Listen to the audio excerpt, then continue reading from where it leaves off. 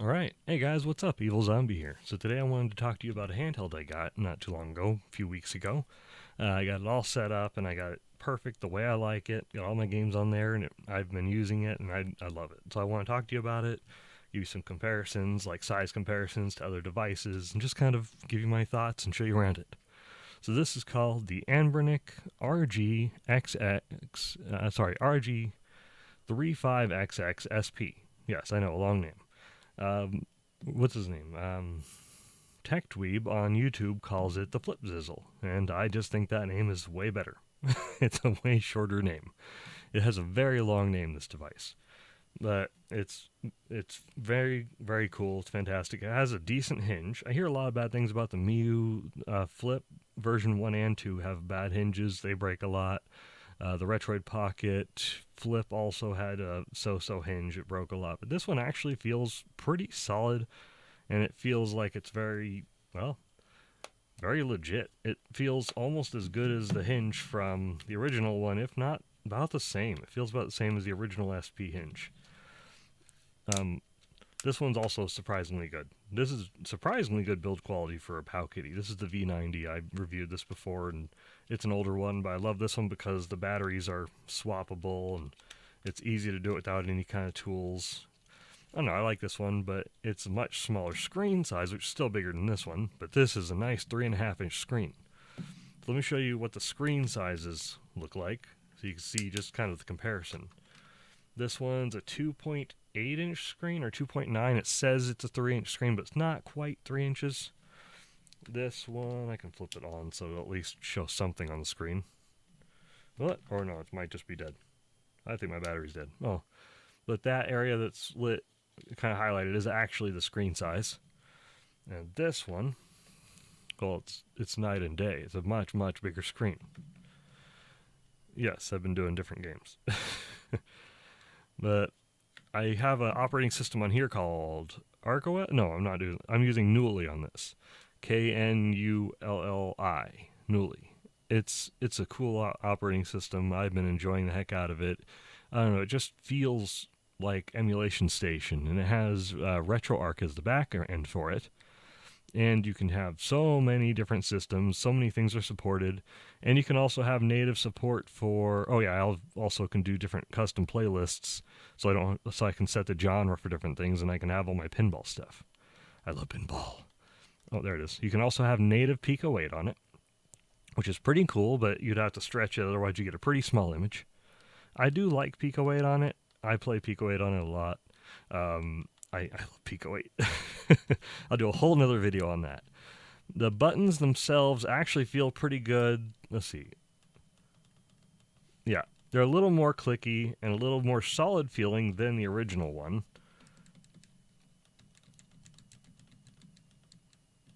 They have less travel than this, about the same travel as the original, maybe a little tiny bit more travel by like a millimeter. They feel better than the original SP, in my opinion. The controls, I like more solid feeling controls, not as mushy. The original SP had kind of mushy. The D-pad was perfect on the original SP. On the POW Kitty, it's all clicky. All of it feels a little more clicky. It doesn't feel bad, but they all have a lot of travel. So if you're looking for a comparison, they all have a little more travel on it. Let's see, you can kind of see. Yeah, there's definitely more travel on these. These ones, there's not very much travel. They're kind of mushy in the original one, but this is also like a 20-something-year-old system, which makes sense. It's held up well over the years. The hinge on this has always been great quality. Now, if I'm talking weight, oh yeah, when you close it newly, it goes to sleep mode, which is pretty cool. You can see the light go off. When I'm talking weight, this is really light. This is way heavier than the original. The original one's right in the middle. But the SP for the Anbernic is definitely heavier than. Well, is it actually? It's about the same weight as both of these combined. If that tells you anything. Now, instead of having a slider for the volume like we did on the original, this has buttons you can press for the volume. It does have output on. It has mini, or is it micro? I think it's a mini HDMI out. So you can actually output to a screen. And I've done this since it works fine, and you can have a Bluetooth controller, so you can sit back on the couch and you have a game system here. like an actual console. You do have extra buttons, which are kind of similar to the L2R2 here. They're in line. They're not stacked, so they're not like that. They're side by side. I need to trim my nails. My goodness. Here, you don't have your link cable, of course, but you can hook up other controllers through the USB OTG port. All the back buttons feel pretty good. They're more clicky on the POW Kitty. They're kind of mushy, only slight clicky on this one. They have more travel on these ones. These are pretty exact. For some reason, my L2 is a little mushier than the R2. That could just be quality control. I haven't opened it up yet to take a look. I will at some point. I don't remember. I think this was like a 2.6-inch screen for the original SP. Okay, I gotta show you something cool I did for this. Where's my Game Boy Advance? There it is. I'll just load up. Let's load up a random game. Super Robot Tyson. Oh, Ninja Turtles. There we go. Okay, so you notice how it has the original logo down here. You lose some screen size in what I did, but I kept it to the original aspect ratio and added a bezel over the top of it. Found some custom bezels online that I added, so it has that same Game Boy Advance SP, and it just it keeps the full width, and it keeps the height to what the original would be. But the big plus side to this is you still get more screen real estate, as you can see here. You still get at least a half-inch more screen real estate, which is not bad. It's powerful. It can play N64, Dreamcast, some PlayStation 1. It can play all of PlayStation 1. It can play some Dreamcast. To go back to the menu, you can just do the menu button and start. I think it's menu B for going to RetroArch if you want to customize your settings while you're in RetroArch or while you're in a game. But games that are full screen for this 4:3 aspect ratio just look really good. Let me just pop on Mega Man 2. I'm terrible at all Mega Man games. I'm just going to tell you that right now. I'm terrible at Mega Man. Oh, hold on. Alright, sorry, there's other people home, so I'll do my best about the background noise. I can only do so much. Let me show you what I did with... You can do different bezels and different filters and stuff. What I did is I left it at the 4:3 natural aspect ratio of it, but I added a CRT kind of bezel around it, so it rounds the edges and distorts it slightly at the edges. So it rounds it at the edges, and I have scan lines going. So you can kind of tell, just it makes it look a little bit older. And I don't know, it just looks really nice the way it looks like on an old CRT TV with that effect on it. I don't know if you can really tell, but I have that effect not on there for different systems.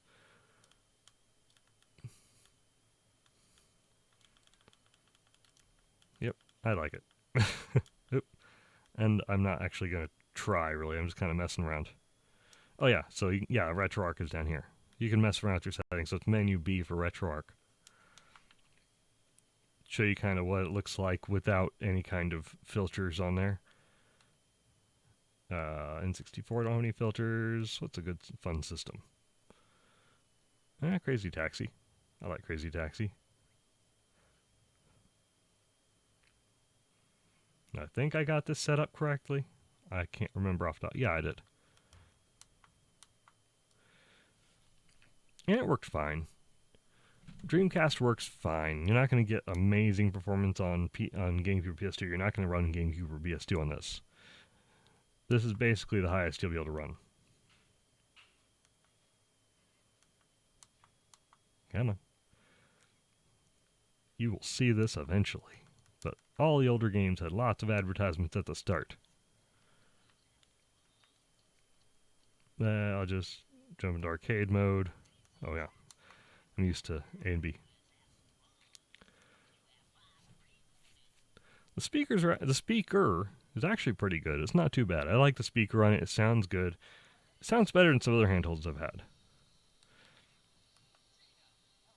Why not? Game is hot.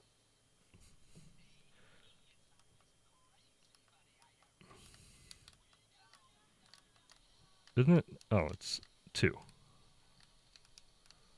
There you go. The boost still works. everything works smoothly. There's no lagging or anything. You can see how it fills up the whole screen. It runs nice and fast and furious. I have like no issues. I don't even think there's frame skip running. Everything just works well, plays well. I don't know. I like it. I was kind of breezing through so you guys can just see an example. I do like Newly. A cool thing about Newly is that you do have the option to do scraping on it, and you can do it all through Wi-Fi. So you can wirelessly scrape your artwork on it. You just leave it sitting turned on for a little while, and it works fine. It just kind of goes through and does its thing. And I don't know, it works great. The thing's powerful. It's more than powerful enough to pass any kind of Super Nintendo test you have, or well, all the way up to Dreamcast. Like you saw, it can handle pretty powerful systems. You're not going to play GameCube or PS2 on this. It's just not going to happen. And PSP is going to either look really stretched because it's a 16:9 aspect ratio, or you're going to have like large black bars on top and bottom. PSP is just not going to look very good on this because it's not a widescreen device. It's 4:3 aspect ratio.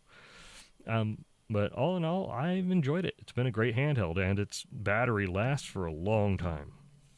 I mean, I haven't charged this in maybe a few days, 3 or 4 days, and I've been using it on and off.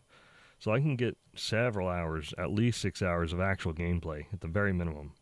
And yeah, no, it's been great. I mean, I play a lot of 2D games, so that might be why also.